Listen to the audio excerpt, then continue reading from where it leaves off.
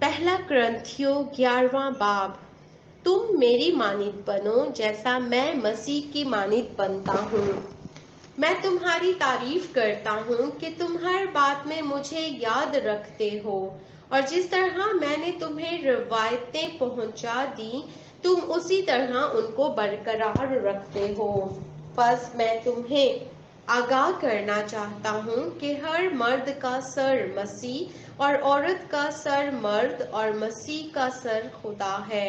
جو مرد سر ڈھانکے ہوئے دعا یا نبوت کرتا ہے وہ اپنے سر کو بے حرمت کرتا ہے، اور جو عورت بے سر ڈھانکے دعا یا نبوت کرتی ہے وہ اپنے سر کو بے حرمت کرتی ہے، کیونکہ وہ سرمنڈی کے برابر ہے۔ اگر عورت اوڑھنی نہ اوڑھے تو بال بھی کٹائے۔ اگر عورت کا بال کٹانا یا سر منڈانا شرم کی بات ہے تو اوڑھنی اوڑھے۔ البتہ مرد کو اپنا سر ڈھانکنا نہ چاہیے، کیونکہ وہ خدا کی صورت اور اس کا جلال ہے، مگر عورت مرد کا جلال ہے۔ اس لیے کہ مرد عورت سے نہیں بلکہ عورت مرد سے ہے، اور مرد عورت کے لیے نہیں بلکہ عورت مرد کے لیے پیدا ہوئی۔ پس فرشتوں کے سبب سے عورت کو چاہیے کہ اپنے سر پر محکوم ہونے کی علامت رکھے، تو بھی خداوند میں نہ عورت مرد کے بغیر ہے نہ مرد عورت کے بغیر، کیونکہ جیسے عورت مرد سے ہے ویسے ہی مرد بھی عورت کے وسیلے سے ہے، مگر سب چیزیں خدا کی طرف سے ہیں۔ تم آپ ہی انصاف کرو۔ کیا عورت کا بے سر ڈھانکے خدا سے دعا کرنا مناسب ہے؟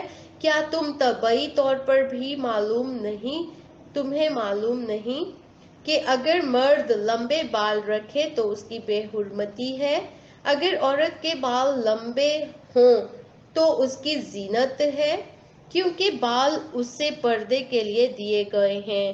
مگر اگر کوئی حجتی نکلے تو یہ جان لے کہ نہ ہمارا ایسا دستور ہے نہ خداوند کی کلیسیاؤں کا۔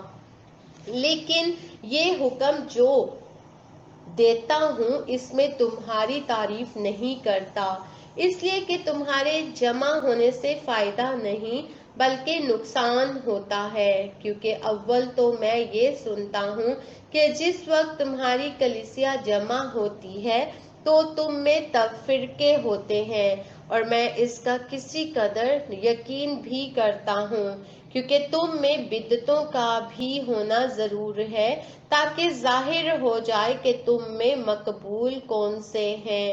پس جب تم باہم جمع ہوتے ہو تو تمہارا وہ کھانا عشاء ربانی نہیں ہو سکتا، کیونکہ کھانے کے وقت ہر شخص دوسرے سے پہلے اپنا عشاء کھا لیتا ہے، اور کوئی تو بھوکا رہتا ہے اور کسی کو نشہ ہو جاتا ہے۔ کیوں؟ کھانے پینے کے لیے تمہارے گھر نہیں، یہاں خدا کی کلیسیا کو ناچیز جانتے اور جن کے پاس نہیں ان کو شرمندہ کرتے ہو۔ میں تم سے کیا کہوں؟ کیا اس بات میں تمہاری تعریف کروں؟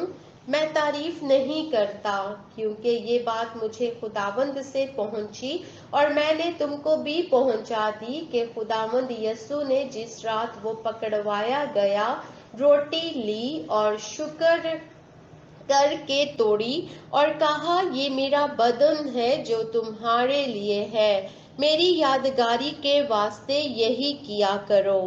اسی طرح اس نے کھانے کے بعد پیالہ بھی لیا اور کہا، یہ پیالہ میرے خون میں نیا عہد ہے، جب کبھی پیو میری یادگاری کے لیے یہی کیا کرو۔ کیونکہ جب کبھی تم یہ روٹی کھاتے اور اس پیالے میں سے پیتے ہو تو خداوند کی موت کا اظہار کرتے ہو جب تک وہ نہ آئے۔ اس واسطے جو کوئی نامناسب طور پر خداوند کی روٹی کھائے یا اس کے پیالے میں سے پیے وہ خداوند کے بدن اور خون کے بارے میں قصوروار ہوگا۔ پس آدمی اپنے آپ کو آزما لے اور اسی طرح اس روٹی میں سے کھائے اور اس پیالے میں سے پیے، کیونکہ جو کھاتے پیتے وقت خداوند کے بدن کو نہ پہچانے وہ اس کھانے پینے سے سزا پائے گا۔ اسی سبب سے تم میں بتھیرے کمزور اور بیمار ہیں اور بہت سے سو بھی گئے۔ اگر ہم اپنے آپ کو جانچتے تو سزا نہ پاتے، لیکن خداوند ہم کو سزا دے کر تربیت کرتا ہے تاکہ ہم دنیا کے ساتھ مجرم نہ ٹھہریں۔ پس اے میرے بھائیو، جب تم کھانے کے لیے جمع ہو تو ایک دوسرے کی راہ دیکھو۔ اگر کوئی بھوکا ہو تو اپنے گھر میں کھا لے، تاکہ تمہارا جمع ہونا سزا کا باعث نہ ہو، اور باقی باتوں کو میں آ کر درست کر دوں گا۔